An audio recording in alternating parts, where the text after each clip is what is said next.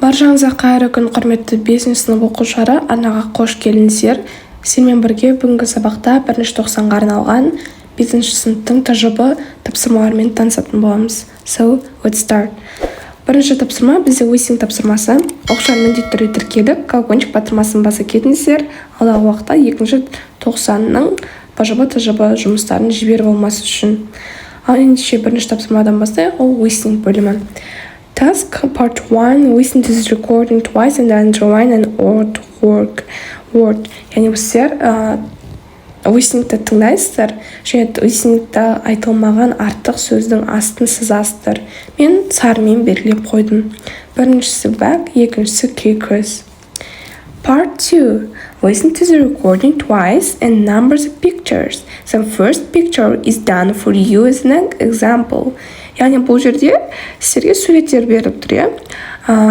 4 сурет беріліп тұр. Оның F дегенінде сіздерге уже сан жазып қойған. F ол 1 деп. Бұған назар аудармаймыз бұл суретке, себебі бұл сурет бізге жай ғана мысал ретінде берілген. Ал ендеше бізде біріншісі C болады, екіншісі B болады, үшіншісі A болады. Осы суреттерге қарап жазсаңыздар болады. Ал ендеше келесі тапсырмаға көшейік. Оқушылар listening бөлімінде сіздерге 5 балл беріледі. Ол жерде 3-еуін дұрыс жасайсыздар, және ол жерде 2-еуін осылай белгілейсіздер. Listening бөліміне 5 балл беріледі. Келесі тапсырма бізде reading бөлімі. Read the text about 4 learners daily routine. Бұл жерде сіздерге 4 баланың, жасөспірімнің күнтізбесі берілген. What do they do after school? Мектептен кейін олар не істейтіні туралы жазған.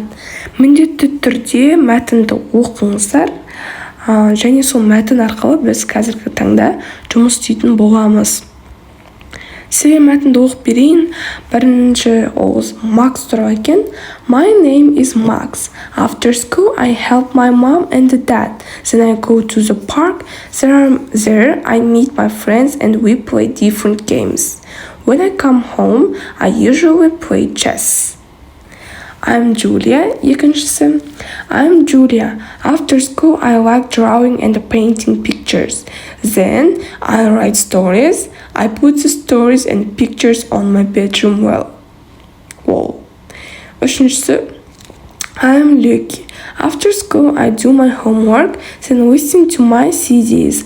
And when I have some spare time, I sing songs. In the evenings, I prefer reading. Және Сара туралы.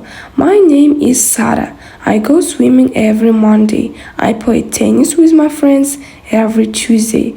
Every Thursday, I skate in the park with my sister. Ендеше сіздер мәтінді оқып алсаңыздар, сіздерге түсінікті болса, мына жерде read the text again, identify who does each activity, write the learners' names of first letters next to the phrases. The first task is done for you as an example.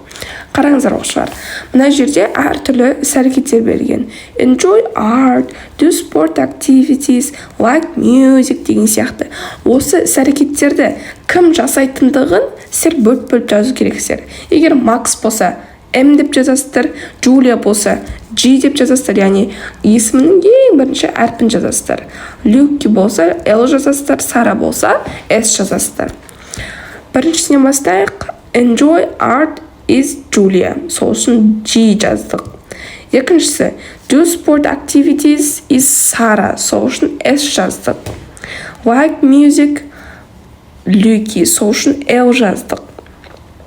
Төртіншісі. Keen on reading Lucky, яғни L жаздық. Бесіншісі. Spend time with friends. Ол Max M жаздық. Осымен бізде reading бөлімі аяқталады. Reading бөліміне 5 балл беріледі. Writing бөліміне көшейік. Task. Your friend has sent you a postcard of her hometown. Write a postcard to your friend about your hometown. The simple postcard will help you to write a reply. Яғни сіздер өздеріңіздің hometown, үйіңіздің жан-жағы туралы сипаттап жазу керексіздер. Мына жерде мысал ретінде сіздерге берілген сурет. осы суретке қарай отырып жазасыздар. Önce Alex'in жазған хатын оқиық. Hello dear friend. This is a postcard of my town. My town is not very big, but I think it is a fantastic place. My favorite place is Castle Bus. I usually go there with my friends. Can you send me a postcard of your town? How big is your town? What is your favorite place in the town? Where do you usually go at the weekends? Love, Alex. Яғни сіздер Алекске жауап жазу керексіздер. Өздеріңіздің тұратын орындарыңыз, яғни үйіңіздің жан-жағы, hometown деген сол тұратын үйіңіздің жан-жағы туралы жазу керексіздер. Ол қаншалықты үлкен, ол жақта қандай қызықты және сенің сүйкімді, өзің жақсы көретін орындар бар, сол туралы жазу керекпіз. Ал ендеше write your answer to Alex.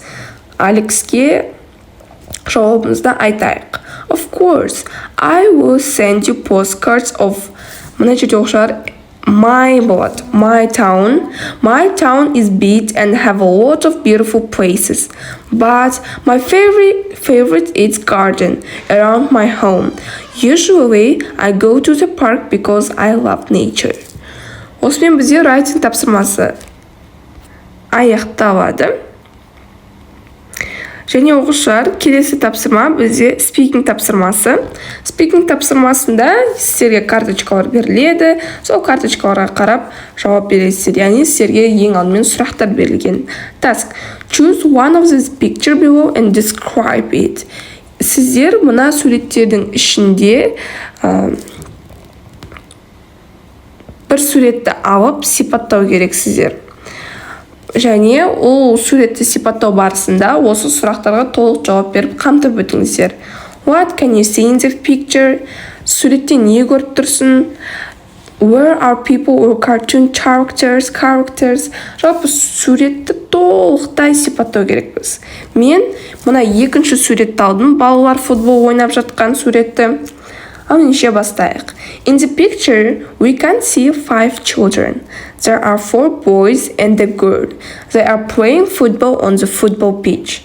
I like this picture because it shows these teenagers in action and we can see their emotions. Бұл бізде speaking тапсырмасы. Speaking тапсырмасынан 5 балл, writing тапсырмасынан 5 балл, әр бөлімге 5-5 балдан берілсе, 4 бөлім толықтай 20 балл болады. Құрметті оқушылар, барлықтарыңызға 20-дан 20 алуды тілеймін. Сіздерге сабақ түсінікті болды деген ойдамын.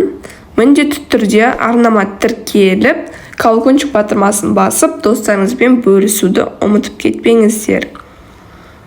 Келесі кездескенше қош сау болыңыздар, құрметті 5-ші сынып оқушылары.